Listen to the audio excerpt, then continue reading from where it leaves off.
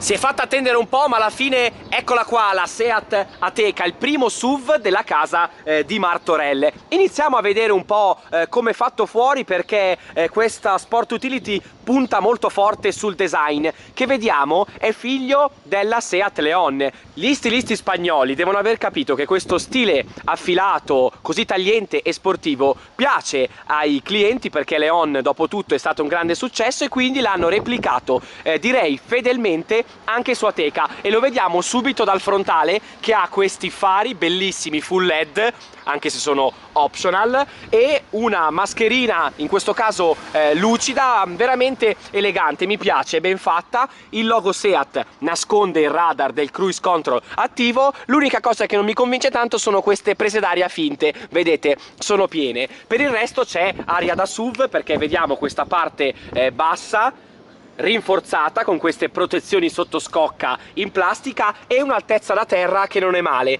187 mm, quindi un angolo d'attacco interessante. Ed ecco qui la fiancata che ci rivela le dimensioni della Teca: 4,36 metri. È vero, quest'auto è parente stretta della Tiguan, perché nasce sulla stessa piattaforma MQB, ma rispetto al modello Volkswagen è molto più compatto. La Tiguan va sui 4,48 m, quindi 12 cm in più. Qui abbiamo invece un SUV direi molto compatto. Pensate che è solamente 10 cm più lunga di una Leon a 5 porte, quindi in sé dicono che è un SUV perfetto per la città.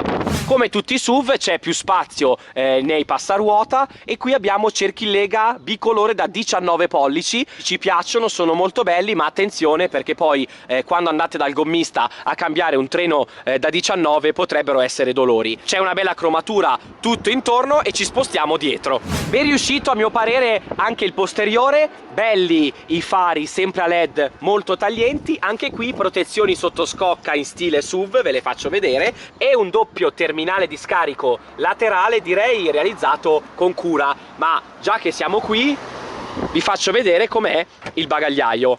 Apertura automatica, possiamo aprirlo anche con il piede, ed eccolo qui.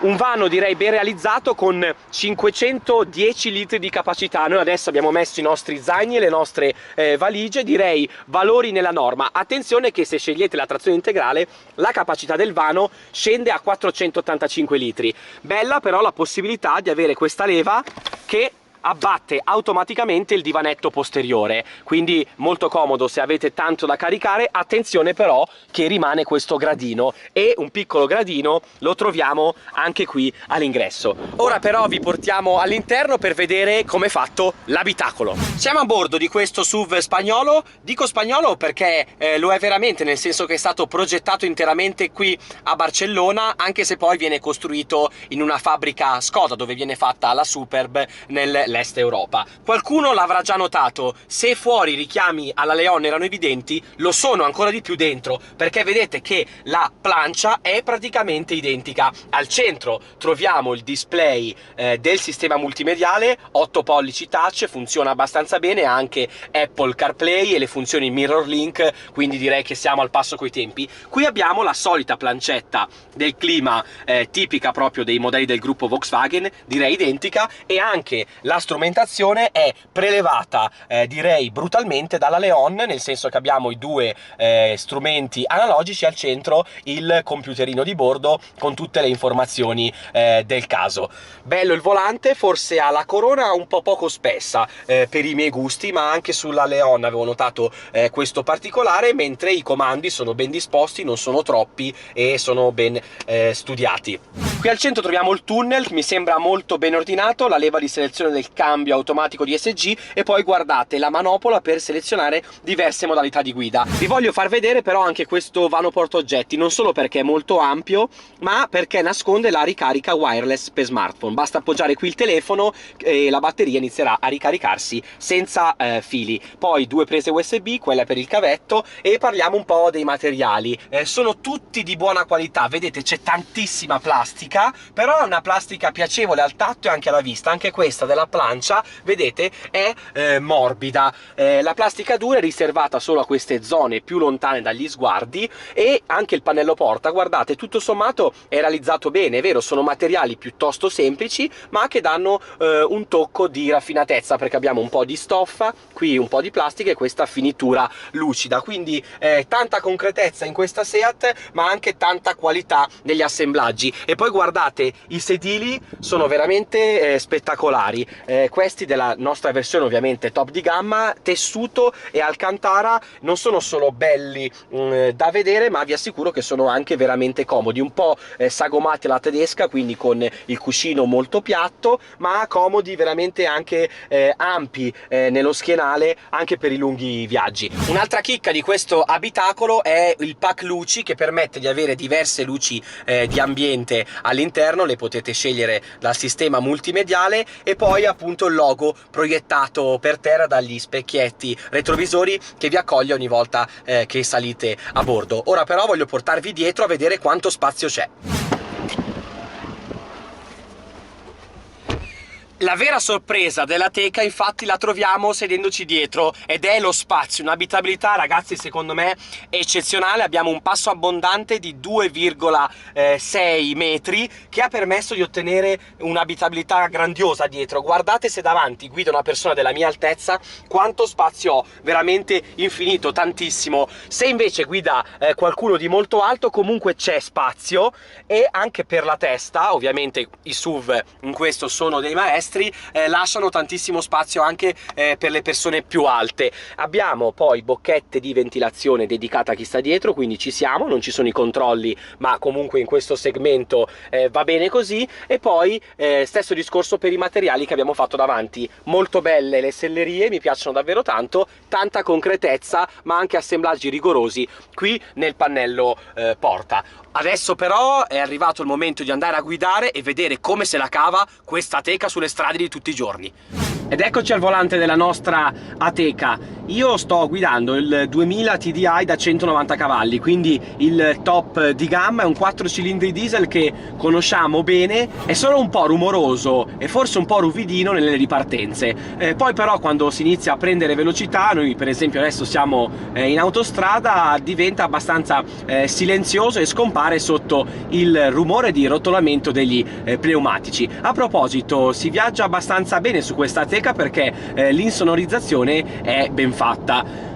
Noi abbiamo abbinato questo 2000 TDI al solito cambio DSG a doppia frizione, che come al solito è una conferma, perché sapete che è un po' un punto di riferimento nel mondo degli automatici, cambiate veloci e logiche di gestione veramente ineccepibili. La posizione di guida su questa Ateca direi che è abbastanza turistica. Il sedile e il volante si regolano manualmente, ma è facile trovare la posizione di guida ideale perché ci sono tante leve, e poi lo schienale si regola con la manopola e quindi non va a scatti. Si sceglie una posizione di guida che piace a quelli che scelgono un SUV, quindi bella rialzata, dà un bel senso di dominio e di sicurezza mentre si viaggia. Sulla Ateca abbiamo anche la possibilità di scegliere diverse modalità di guida.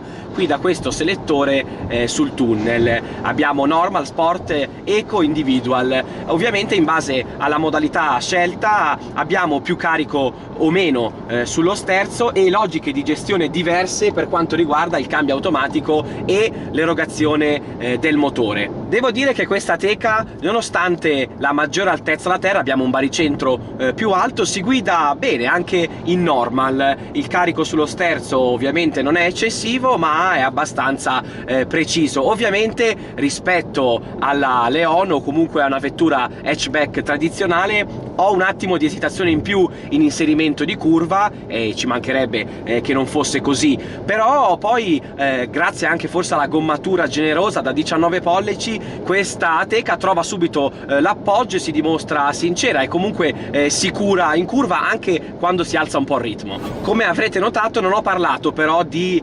sospensioni regolabili, infatti anche se abbiamo la possibilità di scegliere delle diverse modalità di guida, l'Ateca non ha il DCC, il Dynamic Chassis Control, e non posso intervenire intervenire sulla taratura delle sospensioni. Ci hanno detto che forse questa possibilità arriverà più avanti, ma per ora non se ne parla. Come sempre le auto del gruppo Volkswagen si dimostrano molto ricche di motorizzazioni differenti, un po' per tutti i gusti. Pensate che la Teca parte da un piccolo 1.3 cilindri turbo benzina da 115 cavalli per passare poi al solito 1.400 TSI da 150 cavalli. Sul fronte dei diesel però, che sono quelli sicuramente più gettonati nel nostro paese, abbiamo il classico 1.600 TDI da 115 cavalli e poi si passa subito al 2000 TDI da 150 cavalli o top di gamma da 190 cavalli. Ovviamente cambio manuale o automatico DSG a 6 o 7 rapporti a seconda della motorizzazione, e poi possiamo scegliere tra la trazione anteriore classica per chi non ha particolari esigenze e vuole risparmiare un po' anche sui consumi, oppure sulla trazione integrale 4Drive, che è la solita, diciamo, con giunto centrale Haldex.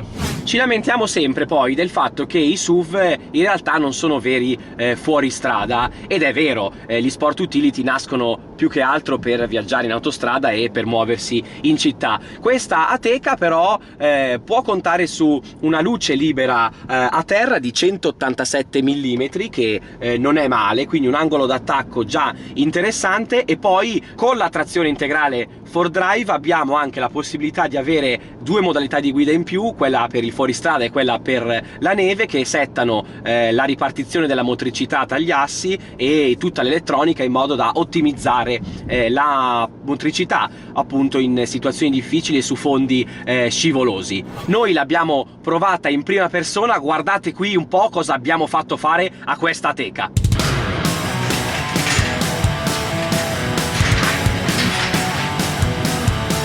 Ovviamente la Ateca non è un vero e proprio fuoristrada, siamo sempre nel mondo dei SUV, però sono incredibili le capacità che hanno raggiunto questo tipo di auto. Ovviamente non abbiamo differenziali, la trazione integrale con giunto viscoso Haldex, ma guardate qui cosa si riesce a fare. Adesso abbiamo centrato l'auto e con un filo di gas possiamo affrontare pendenze incredibili. Guardate come sale qui. Guardate che roba.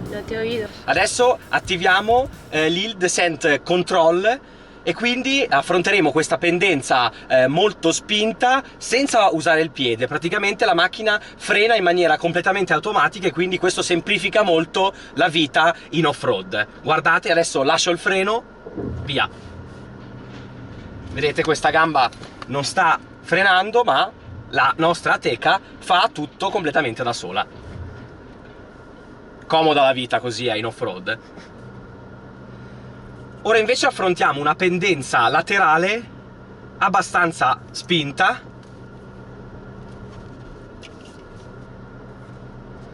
ed è molto comodo perché con l'ausilio delle telecamere, vedete, questo ci aiuta molto in fuoristrada perché ci fa vedere esattamente dove andiamo a mettere le ruote.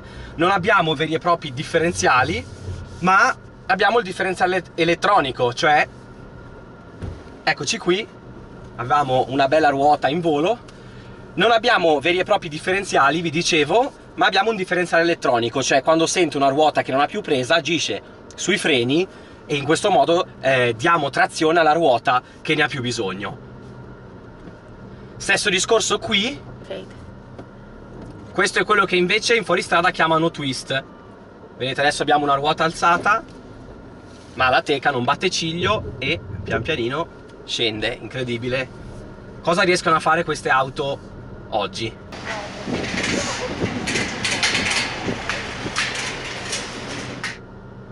Stesso discorso qui, dove il differenziale elettronico ci aiuta molto perché appunto trasferisce la motricità alla ruota che ne ha più bisogno.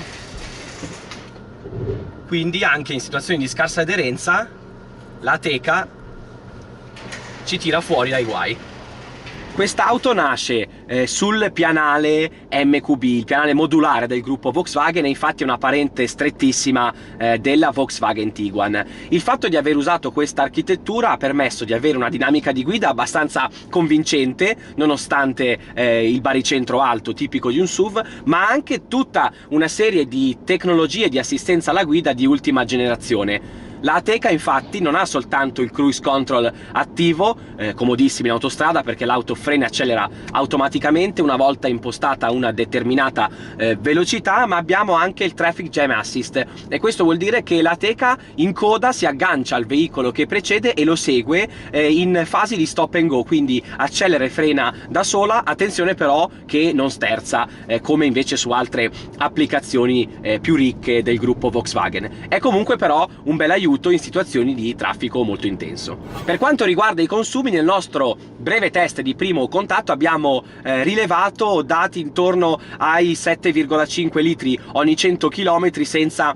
esagerare col gas. Ieri però, quando ero immerso nel traffico cittadino, siamo stati intorno ai 10 km litro. Direi valori nella norma per un'auto che pesa circa 1,5 tonnellate con 190 cavalli, cambio automatico e persino la trazione integrale. Veniamo però al capitolo prezzi, che direi è quello fondamentale, specialmente per noi italiani. La Ateca si adegua un po' alle sue principali competitor, quindi penso a Nissan Qashqai e Kia Sportage, ma anche Hyundai Tucson, nel senso che la gamma prezzi è veramente articolata e ce n'è un po' per tutte le tasche.